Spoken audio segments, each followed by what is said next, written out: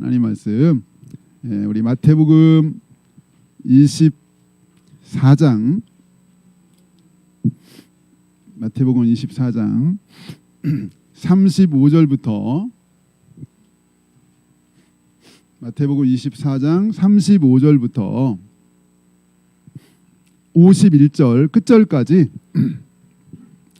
저와 여러분이 한 절씩 교독합니다. 천천히 35절부터 51절까지. 천지는 없어질지언정 내 말은 없어지지 아니하리라.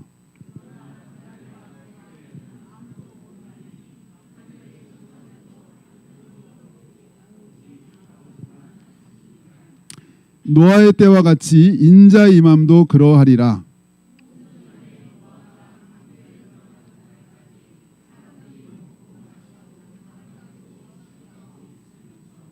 홍수가 나서 그들을 다 멸하기까지 깨닫지 못하였으니 인자의 임함도 이와 같으리라.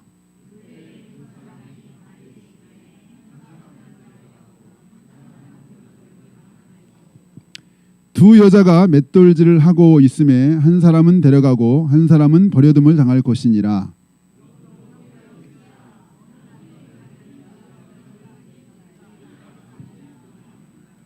너희도 아는 바니 만일 집 주인이 도둑이 어느 시각에 올 줄을 알았더라면 깨어 있어 그 집을 뚫지 못하게 하였으리라.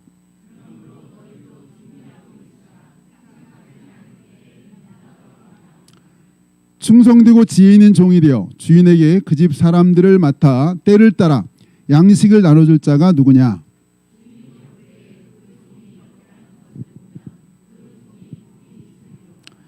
내가 진실로 너에게 이르노니 주인이 그의 모든 소유를 그에게 맡기리라.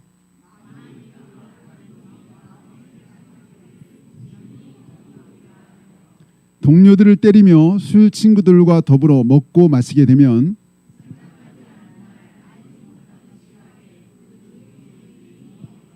다 같이 엄히 때리고 외식하는 자가 받는 벌에 처하리니 거기서 슬피 울며 이를 갈리라. 아멘. 아멘. 오늘은 너희도 준비하고 있으라 이런 제목으로 너희도 준비하고 있으라 이런 제목을 함께 은혜를 나누고자 합니다.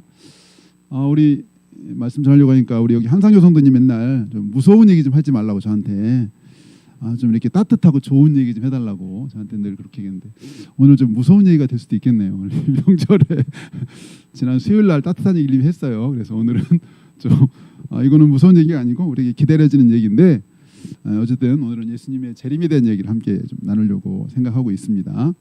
혹시 여러분 그 지구 종말 시계 얘기 들어본 적 있나요? 지구 종말 시계가 있다는 얘기 들어봤어요? 지구 종말 시계. 지구 종말 시계가 있어요. 지구 종말 시계. 그게 무슨 거냐면 지구의 종말까지 얼마나 남았나 지금 시간이 얼마나 남았나. 지구의 종말이 자정이에요. 자정. 지구의 종말까지 지금 몇 시 몇 분인가 이 시기가 있어요. 있어. 누가 만드는지 아세요? 얼마 전에 영화 오펜하이머에 나왔던 그 맨하탄 프로젝트에 있었던 그 과학자들과 아인슈타인이 1945년에 만들었는데 1947년부터 이 시계가 가기 시작했어요. 근데 1947년에는 몇 분이었느냐? 자정 7분 전이었어요. 자정 7분. 이게 이제 핵의 위험, 핵으로부터 이 지구가 이제 얼마나 남나, 종말이 얼마나 남았나를 과학자들이 계산해서 시계를 이렇게 만든 거예요.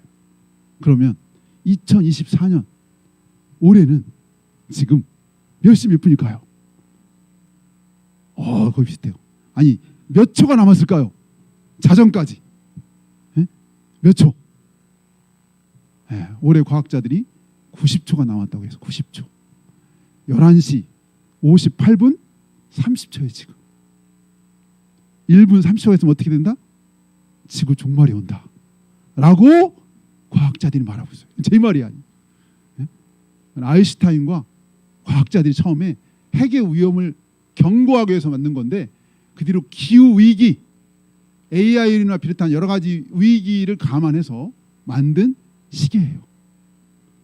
근데 조금 이 지구상의 사람들이 핵을 좀 없애고 좀 이러면 시계가 반대로도 가요. 한 7분 전으로도 갈 수 있어요. 근데 그런 일은 불가능하죠. 앞으로만 갈 거야 아마. 근데 어쨌든 저는 그 얘기 보면서 너무 섬찟했어요. 섬찟. 응? 90초밖에 안 남았대요. 응? 지구 종말까지. 응? 이거 과학자들 하는 얘기야. 응?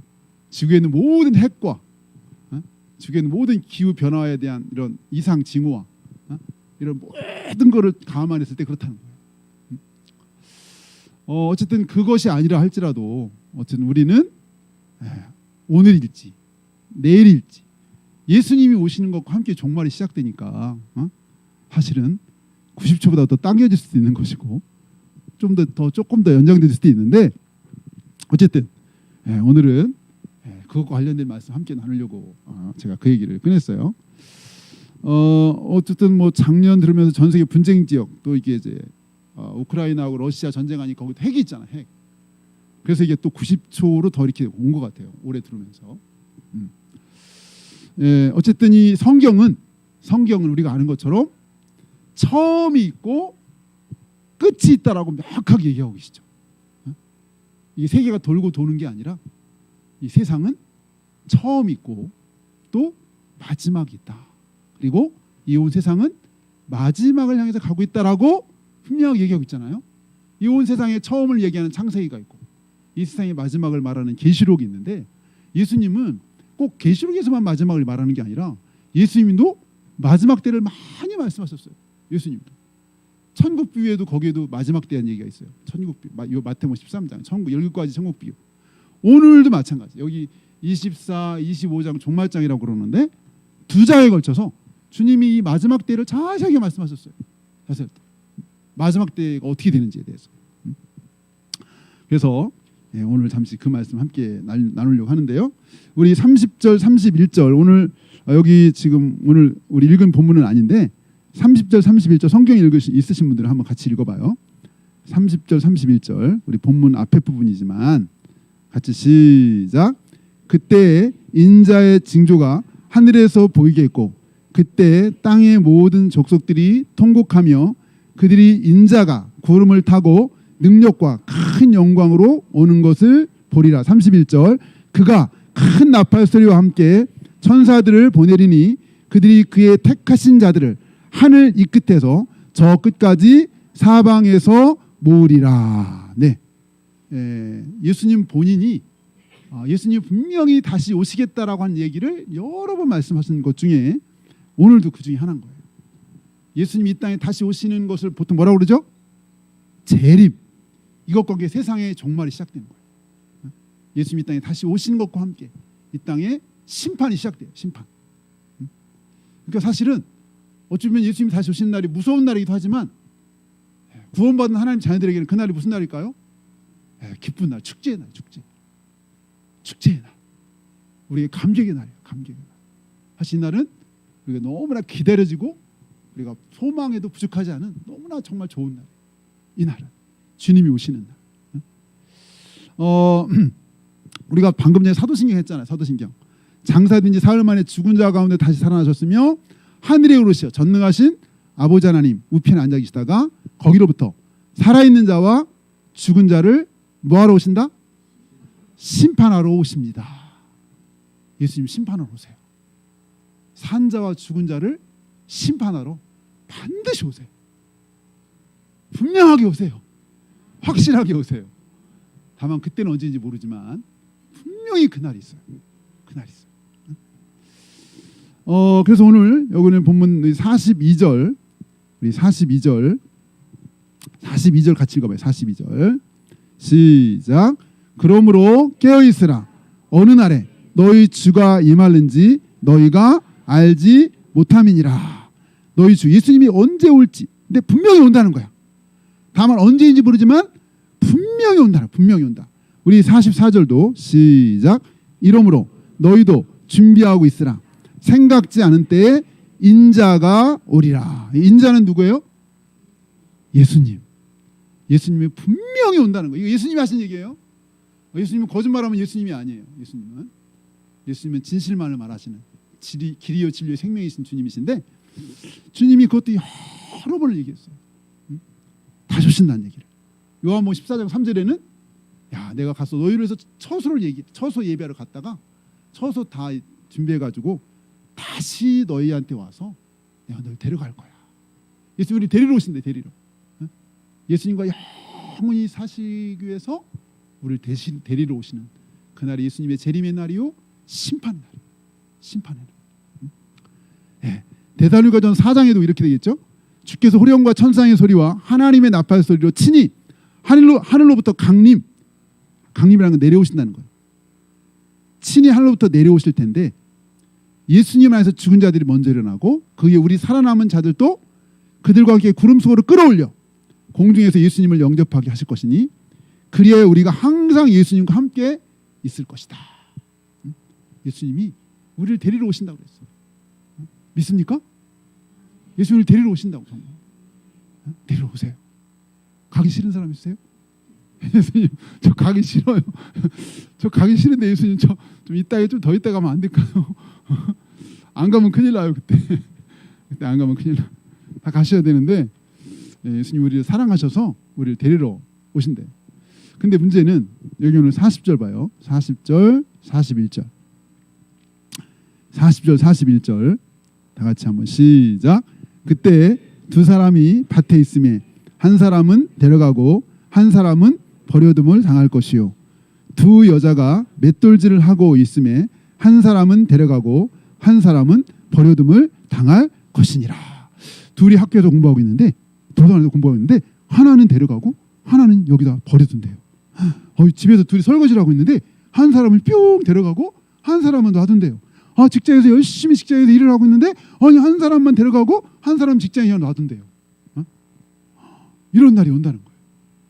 예수님이 그냥 한 얘기가 아니잖아요. 이거 사실이잖아요. 사실이에요. 이런 날이 분명히 와요. 그래서 여기 이날 데려감을 당할 사람과 데려감을 당하지 못할 사람이 있다는 거예요. 바라옵기는 우리 모두는 다 데려감을 당하시기를 바랍니다. 네, 그래요. 주님은 바로 이 예수님이 다시 오시는 때에 대해서 우리가 못 믿을까봐 예를 들었어. 내가 다시 오는 때는 마치 언제와 같은지 아니? 예를 들었는데 그때가 언제라고요? 노아의 때와 같다는 거예요. 노아의 때. 우리 여기 37절 같이 해봐요. 37절 시작. 노아의 때와 같이 인자의 임함도 그러하리라. 노아 알죠? 노아 창세기 노아.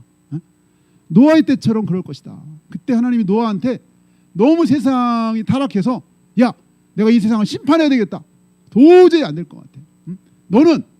너는 지금부터 방주를 만들어라 하면서 사이즈까지 다 말씀해 주셨죠. 어떤 크기로 이거 방주를 만들어야 될지 말씀하셨어요. 노아는 그 방주가 이 축구장보다 더 길어요. 축구장보다 더. 농구장 6개 들어가는 엄청나게 큰 3층짜리 그 당시로서의 이 배를 건조하는 기술로서 도저히 불가능할 만한 그런 명령을 하셨어요. 노아는 전혀 토도하지 않고 어떻게 세상을 심판하시고 어떻게 하려고 나한테 그걸 이렇게 물어보지도 않고 그냥 하나님 시킨 대로 했죠. 시킨 대로. 그랬더니 여기 38절 39절 읽어봅시다. 38, 39절 시작.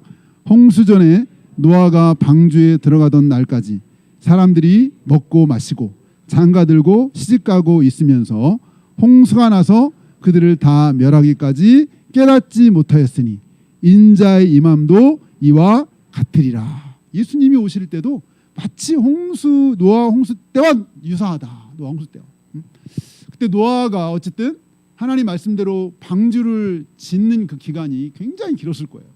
왜냐하면 너무나 크기 때문에 8식구가 이 방주를 지려면 물론 일꾼을 쓰기도 했겠죠. 일꾼을 쓸 수도 있고 한데 워낙 크다 보니까 그 당시 기술로서 짓기가 너무 어려운 거예요. 그러니까 시간이 굉장히 많이 걸렸을 것이고 더군다나 하나님 이걸 처음 질 때 바닷가에서 지라는 이런 얘기도 없었던 것 같아요. 그러니까 아마 사람들은 이게 어쨌든 소문이 다 났을 그 당시 웬만한 소문 주변은 다 알 거예요. 그리고 물어봤을 거예요. 아니, 왜 그 배를 짓고 있는지 노아한테. 노아가 열심히 얘기했겠죠. 하나님이 이 세상을 심판한다고 했는데 심판하기 위해서 너 이렇게 배를 준비하라고 그랬다. 아마 그날이 분명히 올 거다. 너희들도 준비해라 라고 했을 거예요. 근데 세상 사람들은 노아의 말에 귀를 기울이지도 않고 신경도 안 쓰고 관심도 갖지 않고 자기들이 그냥 살던 대로 아니 무슨 뭐 심판이 와 응? 무슨 뭐 비가 내려가지고 세상이 망해 오 지금까지 그런 일 한 번도 없었는데 뭐 비가 왔다가 끝이고 다 그랬지 무슨 비가 와서 온 세상이 망할 일이 있겠느냐 응? 라고 여기 오늘 말씀하신 것처럼 다 멸하기까지 깨닫지 못했다. 39절에 그렇게 돼 있죠. 다 멸하기까지 깨닫지 못했다. 이제 주석을 찾아보니까 이렇게 돼 있더라고요.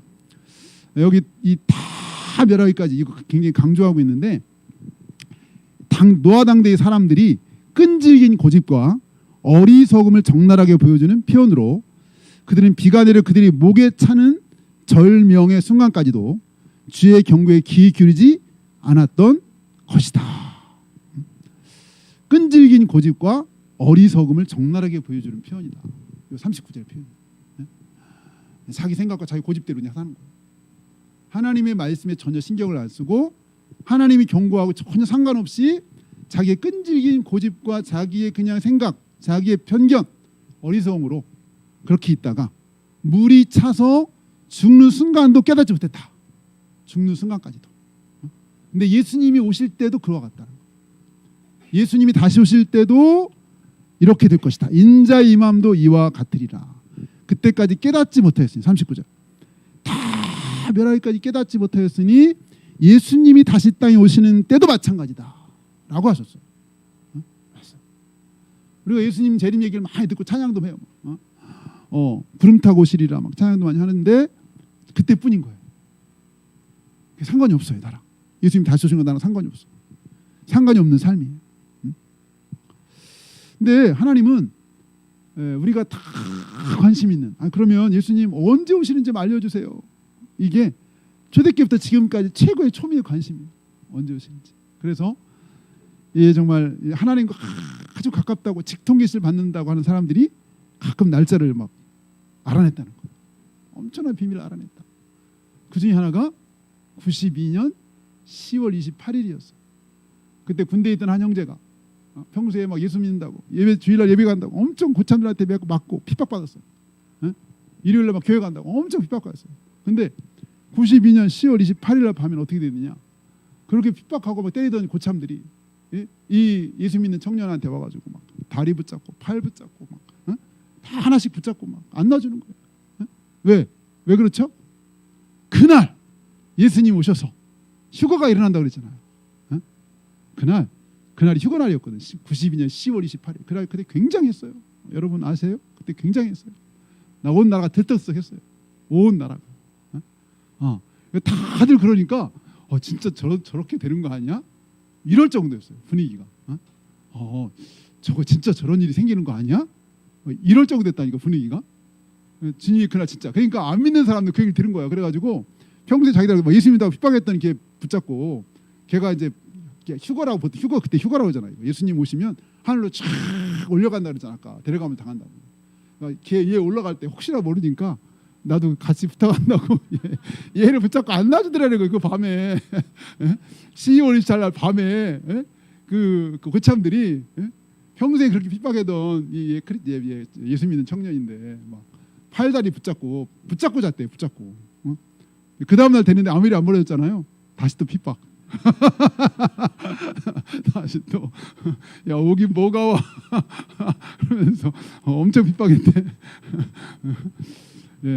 그 다미선교회라고 92년 10월 28일 예수님이 오신다고 그때 엄청났어요. 굉장히 많은 사람들이 막 재산 팔고요, 산에 가고 막 흰옷 입고 막 중계하고 막 이거 카메라 하고 굉장히 많은 사람들이 그러니까 그럴 수도 있고 아닌 그럴 수 있는 거잖아 사실은. 근데 주님이 분명히 못 박았죠? 뭐라고 그랬죠? 우리 여기 6절 봐요. 36절 다 같이 시작.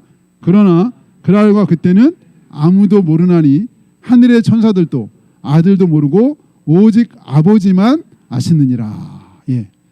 하나님이 이 날을 딱 아무도 모르게 못 박아놨어. 언제인지 몰라. 언제인지 모르지만 그렇다고 안 오시는 게 아니고 분명히 오시는데 딱 그 어느 날 딱 잡아놓으면 여러 가지 일이 생길 수 있겠죠. 일단 하나님이 이걸 이렇게 붙이셨어요. 아무도 모르게 붙이셨는데 근데 그 날짜는 몰라. 날짜는 모르지만 그 마지막 때가 되면 여러 가지 많은 징조들이 있다는 거예요. 뭐 여러 가지가 있는데 그 몇 가지만 대표적인 걸 한두 가지 보면요. 우리 여기 본문 아니지만 24절 봐. 24절 다 같이 시작. 거짓 그리스도들과 거짓 선지자들이 일어나 큰 표적과 기사를 보여 할 수만 있으면 택하신 자들도 미혹하리라. 예. 야, 이게 갈수록 물론 초대교회부터 이단들이 있었지만요. 갈수록 이 짝퉁과 거짓들이 많이 생기는 거예요. 야, 이 특별히 전 세계 메이저급 이단들이 우리나라에 굉장히 많다는 거. 옛날 문선명부터 해가지고 쭉 계보가 있어요. 이단 계보가. 저 정명석, 신천지, 자칭 자기들이 메시아다. 겉으로는 막 안 하는데 결국 알고 보면 자기가 메시아라는 거예요. 여기 거짓 그리스도들과 거짓 선지자들이 나타나 심지어는요 표적과 기사, 병 고침도 있을 수 있고 이단들이 그러면 다른 거 몰라. 뭐 병 고치고 막 이적 있으니까 저거 하나님의 역사 아닌가 이러고 미혹될 수 있다는 거예요. 그리고 택하신 자들도 미혹되리라. 신천지가 처음에는 다 예수 믿는 사람들만 전도했어요. 예수 믿는 사람들만, 교회 다니는 사람들만. 교회 안에 산옮기 작전 유명하잖아요. 산옮기. 교회를 통째로 막 옮겨가기도 했어요. 교회를 여러분 잘 알잖아요. 이 신천지 이단들이 처음에 옛날에 한참 할 때 뭐를 지금 이렇게 다 공개됐지만 초창기 잘 모를 때는 처음에 이렇게 새신자처럼 교회 와 새신자처럼 아무것도 모르는 것처럼. 그리고 굉장히 열심히 막 신앙생활해. 막 새벽기도 나오고 수예배도 나오고 절야 나오고 봉사하고 막 열심히 하면 누가 제일 좋아하죠? 목사님. 그럼 이제 한 1년 안에서 막 직분을 줘요. 너무 열심히 하니까. 집사. 그 다음에 초고속. 좀 있으면 권사. 너무 열심히 하니까. 권사쯤에 이제 이게 구역장도 맡기잖아요. 구역원들한테 이제 화살 전파하는 거예요. 신천지 교리를. 그래서 구역 통째로 옮겨가는 경우도 있고, 어떤 데는 교회 전체를 신천지로 옮기는 경우도 있었어요. 산옮기기 작전. 이런 이단들이 옛날에 있었지만 점점 더 많아져. 이 말세의 여러 가지 현상 중에 하나가 이런 거짓 진짜가 이게 너무 진짜니까 짝퉁이 너무 많은 거예요. 뭐 루이비통 뭐 이런 좋은 것들은 짝퉁이 많죠. 별로 안정권 짝퉁이 별로 없잖아요. 진짜기 때문에 짝퉁이 많은 거예요. 진짜기 때문에 사탄들이 그렇게 광명의 천사의 얼굴로 사탄들이 가장을 한대. 사탄도 광명의 천사의 얼굴로 가장할 수 있다는 거예요. 그러니까 우리가 분별하지 못하면 진짜인 줄 착각하는 거예요. 이단에 대해서도. 말세 현장. 주님이 이걸 굉장히 많이 경고했는데 11절 12절도 있어요. 11절 12절. 한번 거기 봐요. 11절 12절. 11절 12절 24장. 이 본문은 아니지만 다 같이 시작. 거짓 선자가 많이 일어나 많은 사람을 미혹하겠으며 불법이 성함으로 많은 사람의 사랑이 식어지리라. 이렇게 막 거짓 막 속이고 이렇게 판치고 이러다 보면요 불법이 또 막 난무해요. 불법. 그러면 사람이 이렇게 신뢰가 떨어지면 서로 믿기가 어렵고 믿기가 어려면 서로 이제 서로에게 좀 사랑하고 이런 게 여기 사랑이 식어진다 그랬죠.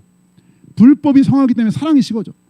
점점 말세가 될수록 묻지마 폭력, 뭐 묻지마 폭행, 묻지마 살인 이런 것도 많지만 이런 디모데도 3장 3절에 보면 말세가 되면 자기를 사랑하고 돈을 사랑하고 교만하고 부모님을 거역하고 감사하지 아니하고 거룩하지 아니하고 무정함을 풀지 아니하고 원통함을 풀지 않고 무정하고 원통함을 풀지 않고 이 마지막 때 증상들이 있다는 거예요. 증상.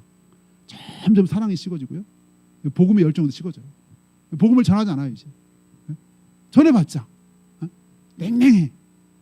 점점 냉랭해질 거예요. 삭막해져. 이런 그땐 정확한 날짜는 모르지만 예수님이 말씀하시기를 그 마지막 때 가면 이런 증상들이 있을 것이다. 이런 거는 말씀하셨어요. 여러 개는 말씀하셨어요. 그래서 우리로 하여금 깨있도록 그렇게 말씀하셨죠. 그래서 믿음 지키기가 어려운 거예요. 갈수록 믿음 생활하기 어려워. 너무나 속이는 게 많고 거짓이 난무하고 사랑이 식어지고 서로가 증오가 막 쌓여요. 증오. 서로 미워하는 있잖아요. 미워하는 거. 사람은 엄청 미워하고 이 증오가 이제 막 아까 이제 그런 여러 가지 묻지마 살인으로 나타나고 이런 여러 일들이 점점 더 많아질 수 있어요. 뭐 옛날에도 그런 일이 있었겠지만 점점 더 많아질 수 있다라는 예수님이 하신 얘기죠. 그러니까 우리가 정말 이 마지막 때 우리 믿음을 끝까지 우리가 이 지키는 거 이게 정말 중요한데 그래서 거기 13절 우리 24장 13절 볼까요? 24장 13절 예수님 이런 얘기까지 했어요. 24장 13절 시작. 그러나 끝까지 견디는 자는 구원을 얻으리라. 끝까지 견디는 자는 구원을 얻으리라. 그러니까 나중에는 만사가 귀찮으니까 그냥 믿음도 포기하고요. 그냥 되는 대로 사는 거예요. 되는 대로. 끝까지 견디는 자는 구원을 얻으리라. 점점 신앙생활이 이렇게 나태해지고. 그리고 이렇게 예수님이 뭐 오신다는 거 알지만 오신 것에 대해서 이렇게 경각심이 없으면 어떻게 사느냐? 이제 예수님이 그것도 다 말씀하셨는데 47절 오늘 본문이죠. 우리 47절부터 51절까지 봅니다. 47절부터 51절까지 다 같이 시작.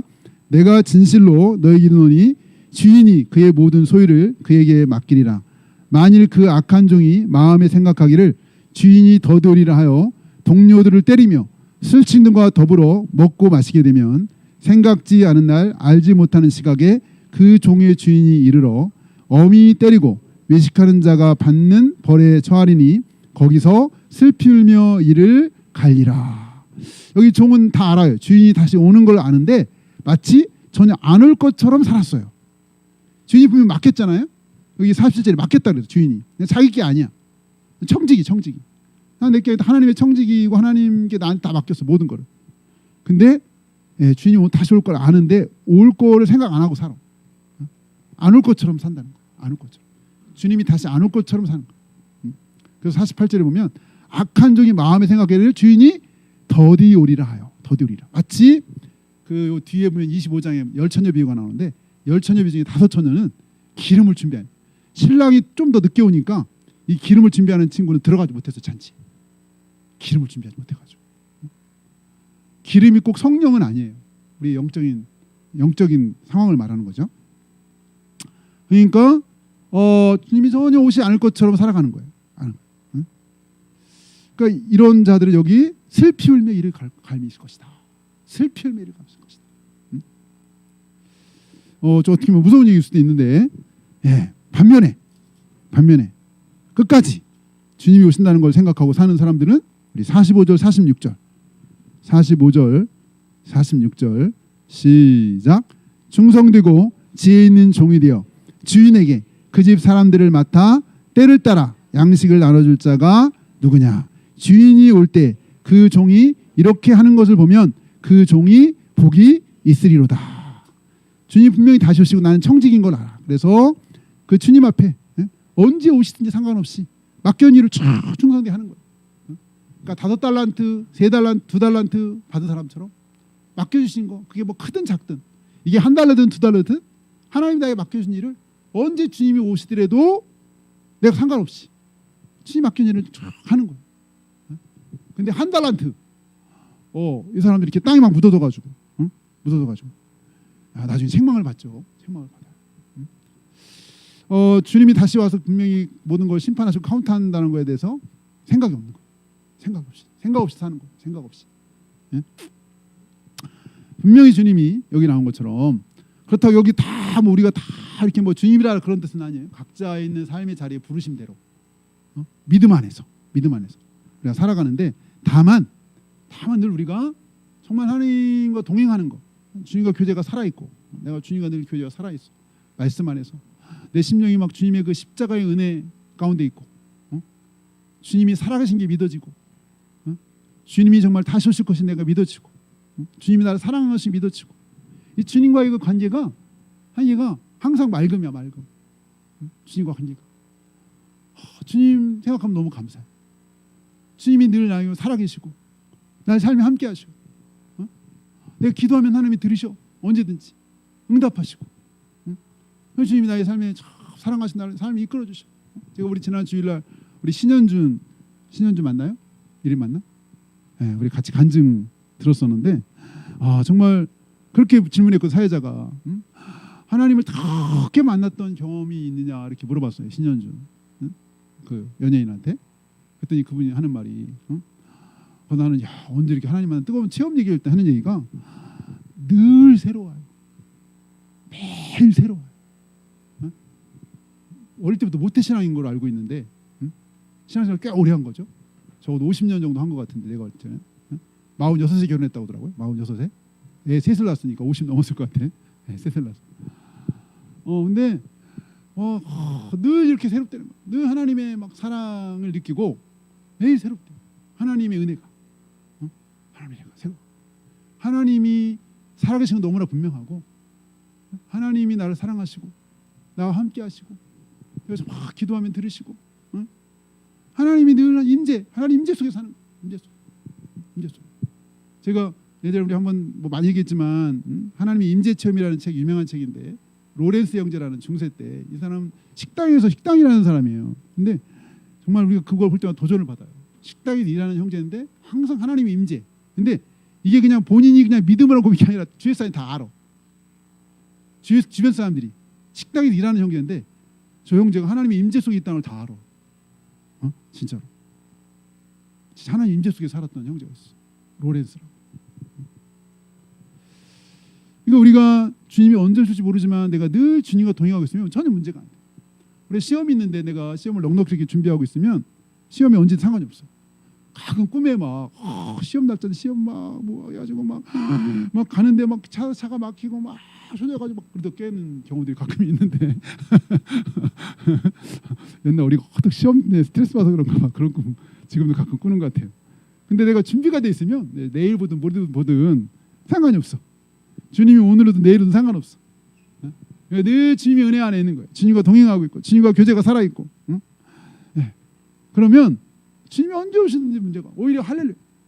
주님 오신 날에 너무 기다려주고 감사하고 이게 정말 주님 앞에 갈 수 있는 정말 복된 날, 복된 날. 그래서 우리가 정말 이 경건한 삶, 경건의 모양만 있지 말고 경건의 능력, 껍데기만 있지 않고 알고 그건 주님과 관계인 거예요. 하나님과 관계. 이건 하나님만 아시는 거죠. 사람들은 몰라요. 겉모습까지는 몰라요. 하나님만 아시는 거죠. 우리 내면이 주님과의 그런 어떤 관계, 주님과의 그런 내 마음의 상태. 무엇을 하든지 우리 마음의 중심이 주님께 있고 주님을 사랑하고 늘 주님과 살아가는 동행하는 그런 삶이면 문제가 없는 거죠. 문제가 없어요. 그래서 경건한 삶, 경건한 삶. 우리가 그날이 있음을 알고 경건한 삶 가운데 정말 더 나아가서 우리를 통해서 할 수 있으면 변화되고 예수님 만나고 막 이런 역사들과 열매들이 있다면 더 좋은 거죠. 우리 살아있는 신앙이 나에게서 그치지 않냐고. 우리가 살아있는 신앙이 있다면 이게 영향을 미칠 수밖에 없어 주변에. 그냥 빛은 가만히 있어도 이게 비칠 수밖에 없어. 막 이게 덮어놔도 이게 빛이 막 나오잖아요. 새 나오잖아요. 우리가 생명이 있고 주님과 교통이 살아있고 그러면 이 생명이 살아있어요. 그러니까 내 주변에 사람들이 영향을 받는 거죠. 영향을 받을 수밖에 없죠. 선한 영향, 생명의 영향, 복음의 영향, 천국의 영향을 받는 거예요. 천국의 영향. 그래서 나 때문에 천국 가는 사람이 막 생기는 거예요. 나 때문에 천국 가는 사람이 생기고 얼마나 신나는지. 나 때문에 천국 가는 생기는. 나 때문에 막 예수님 알아서 기뻐하는 사람이 생기고 나 때문에 방황하다가 예수님 만나서 새로운 삶을 사는 사람이 생기고 방탕한 삶을 살다가 막 새로운 삶을 살고 어제 아침인가? 어제 아침에 했던 것 같아요. 꿈을 꾸는데 잘 꾸지 않는 막 꿈인 거예요. 저희 교회더라고 교회 꿈에. 근데 꿈에 독사인데 시퍼런 뱀이 들어왔어요. 굉장히 큰 뱀. 우리 교회를. 그래서 저거 안 되지 가지고 막 쫓아갔는데 뱀이 구멍으로 막 들어갔어요. 쫓아가가지고 꼬랑지를 막 잡아 당겼어요. 잡아 당겨 중간에 끊어졌어요. 중간에 뱀이. 그래가지고 누구랑 또 합세해가지고 끝까지 어떻게 해가지고 막 작사를 내긴 했는데 막 일어나가지고 우리 교회 큰 위험이 닥치려고 그러나 교회 와가지고 막 떠나갈지어다 성도들 평안할지어다 내가 좀 뭐가 나태했나 아니랬나 정신이 번쩍 나더라고. 너무 생생해서 꿈에서 막 그 시퍼런 독사 같은 그 굉장히 큰 뱀이 저희 교회 그리고 우리 교회 저 출입구에 막 이상한 사람들이 와가지고 막 뭘 어떻게 가지고 막 그러는 거예요. 되게 좀 안 좋은 막 그런 스산한 그런 거 있잖아 막 괜히 기분도 안 좋고 막 그래서 야 저거 깨어 있으라고 하나님이 깨어 있어라. 그래가지고 냅사게 교회 와가지고 기도하고 그랬는데 감사하죠. 하나님도 가끔 이렇게 꿈으로도 이렇게 한번 톡 쳐줘가지고 야 정신 차리고 살아라. 정신 차리고 사는데 우리가 조금 이렇게 어떤 분은 자기가 이렇게 좀 이상한 마음, 어떤 다른 여자한테 마음이 이렇게 이상하 그러면요 이상하게 어디 자기 어디 한 대 막 맞고 그런데 하나님이 가만히 안 내둔대요. 자기가 이상한 마음 품으면 뭔 일이 생긴대. 그런 얘기 들은 적 있어. 좋은 거죠. 하나님 굉장히 사랑하는 거예요. 간섭하시는 거잖아요. 야, 너 딴짓 하지 마. 너 이상한 생각 품지 마. 이렇게 하나님이 한 번씩 이게 정신 차리라고. 이게 사랑받는 거예요. 엄청 사랑받는 거예요. 사랑 안 받으면 제가 죄를 짓든 죽든 말든 가만히 있어 하나님이. 이거는 버린 자식이야. 버린 자식. 제가 멸망하든 지옥 가든 이게 아무렇지도 않아 하나님이 이러면은 심각한 거야. 이걸 심각해. 자녀가 막 잘못된 일하는데 부모가 가만히 있지 않잖아요. 하나님 마찬가지예요. 그래서 감사하게도 하나님 우리를 깨닫게 하셔. 그래서 하나님 택한 자들이 다 끝까지 믿음의 길을 갈 수 있도록 하시는데 여기를 이제 벗어나면 이제 문제가 되는 거죠. 주님은 분명히 우리를 데리러 오신다고 했고 그날이 우리가 복된 날인데 주님은 당신의 자녀들 끝까지 지키시기를 원하시고 함께하기를 원하시고 막 은혜 주시고 힘 주시기를 원하는데 우리가 그렇게 하나님께 나아가지는 않는 거예요. 그 하나님 앞에. 어쨌든 분명히 주님은 이 땅에 다시 오실 터인데 우리가 다 주님 앞에 갈 때까지 정말 주님과 동행하며 믿음으로 살기를 예수님으로 축원합니다. 같이 기도하겠습니다. 우리 같이 기도할 때 주님이 우리를 너무나 사랑하셔서 우리 안에 성령을 부어주시고 우리가 날마다 주님과 살아있는 교통을 하면서 살아갈 수 있도록 때로는 이렇게 말씀을 통해서 예배를 통해서도 말씀하시고 내가 주 앞에 기도할 때 말씀 볼 때도 우리에게 말씀하시기도 하시고 우리가 구역 모임 할 때도 말씀하시기도 하시고 하나님 끊임없이 우리를 사랑하셔서 우리에게 말씀하세요. 그래서 우리가 늘 주님 앞에 주님과 동행하면서 살아갈 수 있도록 그리고 깨어서 살아갈 수 있도록 우리에게 이렇게 아름다운 공동체를 주셨어요. 그래서 우리가 깨어서 같이 살아갈 수 있도록 사랑하는 사람들 정말 하나님을 사랑하고 하나님의 말씀을 따라 살아가는 사람들끼리 함께 격려하며 믿음의 길을 갈 수 있도록 하셨는데 어쨌든 우리가 정말 주님 만나는 날까지 오늘 찬양처럼 믿음의 길을 가게 하시고 우리의 믿음이 날로 더 새로워지고 깊어지고 또 주님을 향한 우리의 사랑도 깊어지고 또 주님이 오시는 그날에 대한 소망도 더 깊어지는 우리 삶이 될 수 있도록 주님 인도해 달라고 그날마다 주님과 살아있는 교제 가운데 정말 주님과 교제하는 것이 기쁘고 즐겁고 주님이 너무나 감사하고 주님과 관계가 항상 맑음 이렇게 주님과 정말 온전한 관계 가운데 우리가 살아갈 수 있게 해달라고 이 시간 각자 주 앞에 기도하겠습니다. 하나님 아버지 하나님 은혜를 감사합니다.